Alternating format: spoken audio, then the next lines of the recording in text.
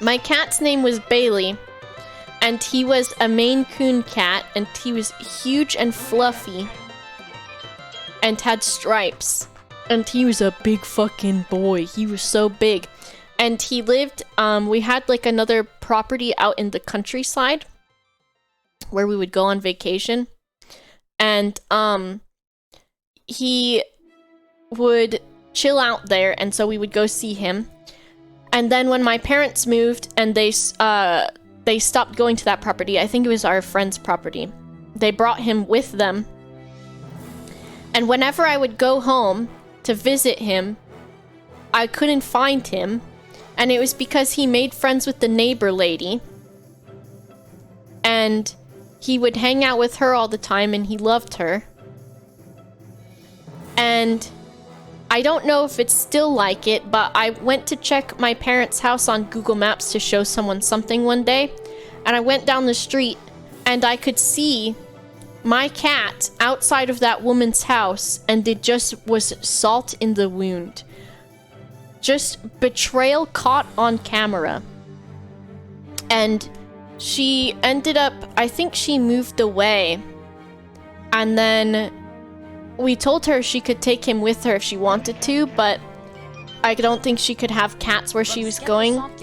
And then I think he just broke his heart and he passed away not too long after. But he was a very good boy. He was a good boy, but he missed his neighbor lady a lot. And then we had another cat, and she was very small because she was, I think she was like inbred a lot. And so she didn't grow any bigger than the size of a kitten. And her name was Minnie Cat, and she was an idiot.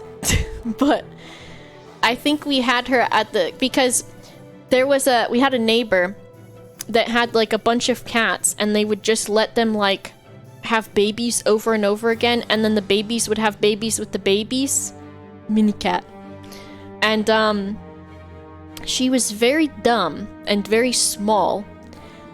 And what she would do is she would get on the roof of the house, and my mom would keep the windows open, and she would get on the roof of the house, and every morning she would sit right above my parents' window and fucking scream so that they would feed her. She was hilarious, but she was fucking insane. She was insane. What else did we have? I told you about when I got a cat and my mom let me keep it for a week and then she had to take it back. He was a flame point Siamese cat, and he was very fat, and he would sit down and his eyes would go in different directions.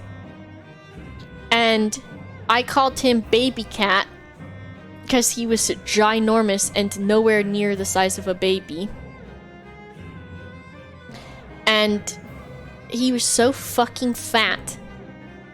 And we got him, and he was okay for a few days, but then he had this habit of he would get in my little sister's bed, and he would get, so you have the fitted sheet, and then you have the sheet, and then you have the duvet or the comforter, and he would get in between the duvet and the sheets, and he would shit everywhere, like peanut butter shit, and it would get all smeared on the inside of between the sheet and the duvet.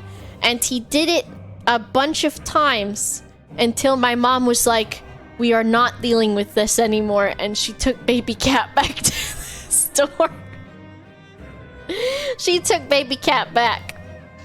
I did not teach him to do that, but I thought it was fucking hilarious because my sister would go to get in her bed, and it was just a disaster. Rip in peace, Baby Cat. You were a fucking G.